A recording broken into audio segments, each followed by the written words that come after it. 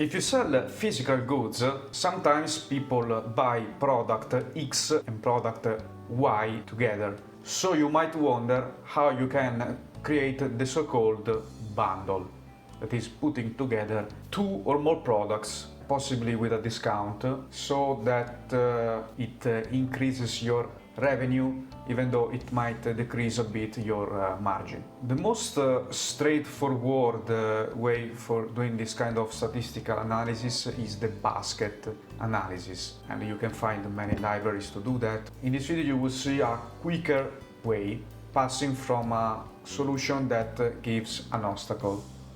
Here you see the raw data they provided, and we have many data points. You see almost 100,000 rows. It is one of the biggest data set you will see in this channel. And you notice that we can consider the document as the common key, and the part number is the product that we want to bundle together.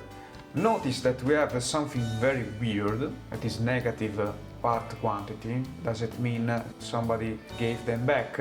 We don't know, because we don't have proper documentation of this dataset. Something that happens frequently if you saw other videos of this channel. If we do a simple pivot table and we want to try to use Google Sheets to perform the basket analysis, we have a problem. That is, yes, we can count how many different parts we have for each document, but we can't cross product A and product B to see if we have an occurrence. For sure it is possible, but there are much quicker solutions that involve something surely less known. In this part you will see the useful part that uses the mentioned basket analysis. Let's jump directly to the conclusions and then go backward. Those are the most useful 64 rules. We see that if we have this purchased product, then with a confidence of almost 91%, the person will buy also this product. And you see also the same rule in reverse that has a slightly lower confidence. We could sort this output of 64 rules, for example, with the count or with the lift, but you see that out of 28,000 transformed transactions, we have 64 rules. Some, of course, might appear also redundant in the second way, because in the first way we will discuss soon. So those are the conclusions, but as I said, this approach is harder than the Google Sheets one. Why? Because first I had to transform the data. This is the original data. You see, it is not a lightweight data.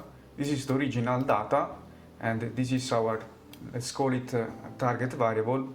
But in order to use this library that performs basket analysis or association rules, we have to transform the data.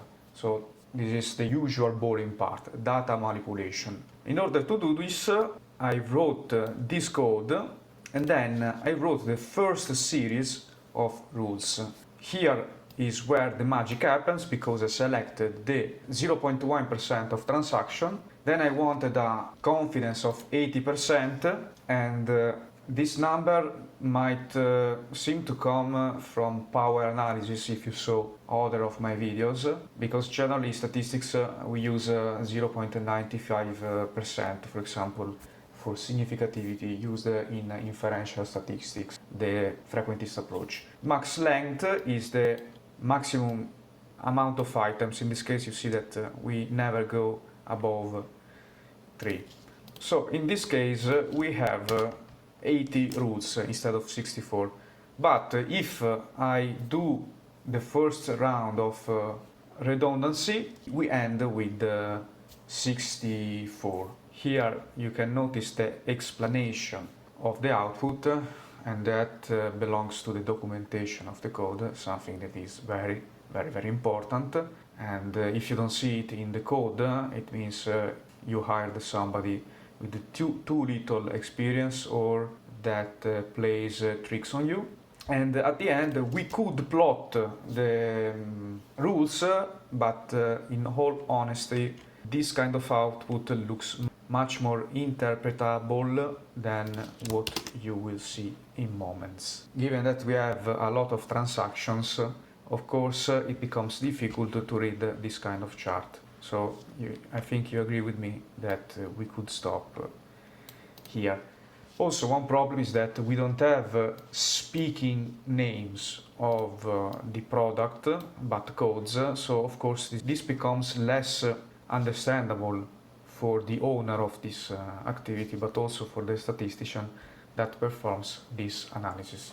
As you can see, compared to other videos, we don't have heavy statistical syntax to comprehend. We just have to comprehend more or less these 4 words, and the rest is the boring part about data manipulation in order to have a dataset that the library can work with. If you have a shop where you sell physical goods and you want to understand how to increase your average order value thanks to bundles that we can discover with this kind of analysis, you can contact me for a first free call in the link you see in the description, or also more informally on the main socials you use. Bye and see you the next time.